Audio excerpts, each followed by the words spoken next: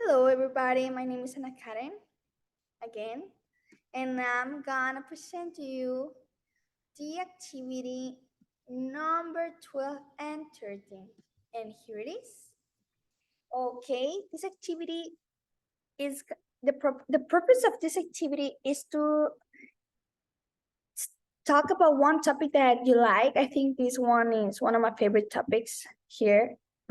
And we're gonna talk about some statistics that we put in some graphics. And let's go. Let's start with it. Oh, sorry. The name course is effective presentation workshop, and this is the homework number 12 and 13. For the professor Hector Fidencio, and let's start. Okay. What is the CPR? The cardiopulmonary resuscitation is an emergency procedure that will help us save a person's life. We all have seen some of this. Maybe you have seen the procedure, but you didn't know the name before.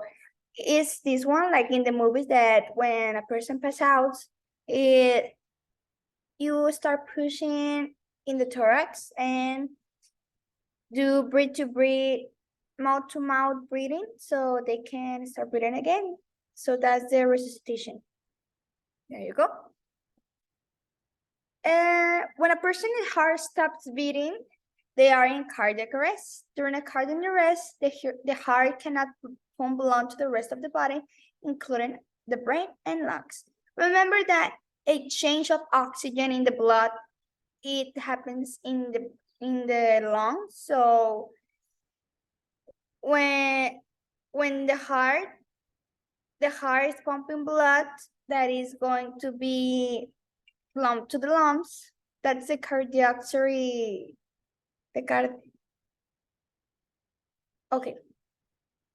I'm not gonna go so for that by that, going too much about that topic. We're gonna talk about the procedure, okay? Here, how much people live and die after CPR? Well, when do you this procedure,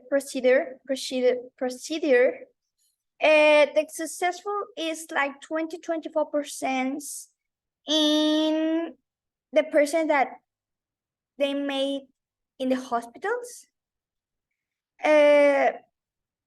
And the patients only are to come up without serious neurology injuries. Okay, 20% they come alive, but 4% of that 24% they can have brain injuries, neurological injuries, because when the oxygen don't come to the brain, las células die. So that makes injuries in your brain, so you can be the same after that. But that's only the 4%. The 20% of that 44%, 24% comes good. And if they give you this resuscitation in the hospital, because when you are in other places like the street, or you have a cardiopulmonary, a cardiac arrest in the streets, when you don't have medical staff to help you, to give you that reanimation, that cardiopulmonary reanimation, is more probably that you die. Because in the hospital, 24% of the 100%, and they are in the hospital with medicines and all the people and all the artifacts that they use to bring you back to life, you die, the 80% of them. In the street, maybe you have 1%. Well, not maybe. Let me check on it. Give me a second. Yes. I'm gonna make a pause. Here this says 2%, 2% of 100% in a study of 84 deaths. 84 deaths, only the 2% that people that had a cardiac arrest on the street outside a hospital live. we are talking about the 98% of the people in the world that isn't in a hospital are gonna die if they have a cardiac arrest. Whoa, that's too much. Just to let you know that. So you better be in a hospital or nearly by a hospital when you, I hope you're not, but if you have a cardiac arrest, because if you're not, you'll probably die. About the disease. Let's go to the next slide. It's about the disease.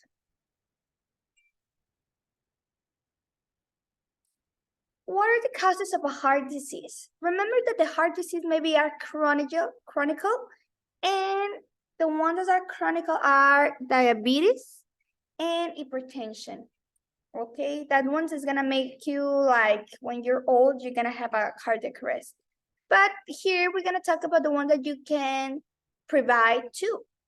Here, the one of the most, here it is. Sorry, I have to move because I can let you see the information right there. But 4,800 people have diabetes. So we're going to assume that the number one disease that causes a heart disease, the heart disease are the diabetes. The next one is the obesity. It's all connected. When you have obesity, you have diabetes.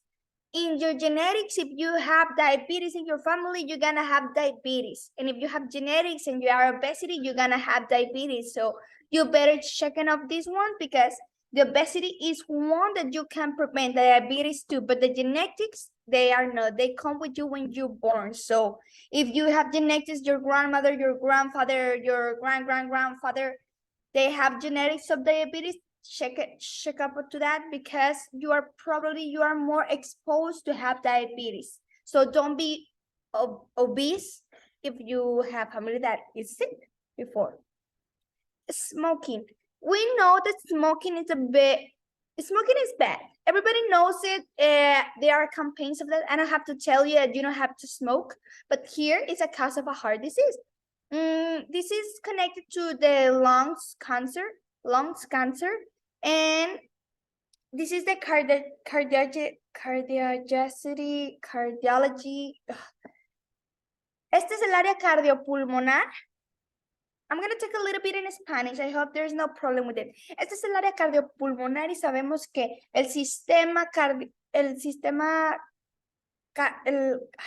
the cardiology system se conecta, o sea, va del corazón a los pulmones y luego se va por las venas y las arterias y todo eso. Obviamente que si tú le estás metiendo cosas a los pulmones, ya sea el humo, obviamente te estás exponiendo a ser más susceptible a contraer cáncer de pulmón. En consecuencia, no vas a poder hacer el cambio de oxígeno en sangre que sucede aquí en el área de cardio y pues, you're gonna die. That's it. All of this can be resumed that you are gonna die if you don't check on your health. There you go. Cause of death. In Mexico, these are in Spanish, but I'm gonna talk a little bit in English because I couldn't find one in English. These are one in Mexico that are the famous one. If you see that these ones are the most popular disease of death and sicknesses. Here it is, cause of disease, sorry. Arritmia letal is the 9%, is the 5%. The presión respiratoria is one when you stop breathing by yourself, so you have to be connected to a tube that make that for you. Artificial un ventilador artificial. Hipotensión when your pressure goes down. Infarto, ischemia, when one of your veins are obstructed and the cells die because they are no está corriendo la sangre por esa parte y mueren las células. La isquemia is when las células mueren. Metabólica normal y la otra, esa es de diabetes. So here I'm gonna talk to you about the step-by-step for the CPR. First, you're gonna check out. You're gonna go to the person and gonna tell him, hello, can you hear me? If the person is passed out, you need to call 911 or you have to choose one person, you, not somebody. You call 911. Because if you don't tell that person, nobody's gonna do it. Check for breathing. Then you're gonna see if it's breathing. The person is not breathing, you already check on their eye. You really check if they are expressing some air. It's not breathing. You're gonna have to start with the CPR. Place your hands on the center of their chest. The one is here. Remember, the CPR is like this. Here. And you have to start calculation. Pressure like 1, 2, 3, 4, 5, 6, 7, 8, 9, 10, 11, 12, to 15. In United States, if it's to 15 seconds. In Mexico, it's 13 seconds. And then you have to do 2 breaths in their mouth, like, and start again. And then you have to count the cycles. So there you go. Now you know how to do CPR, and I hope you like it. And you know the statistics, please check on yourself. And have a great day. Thank you.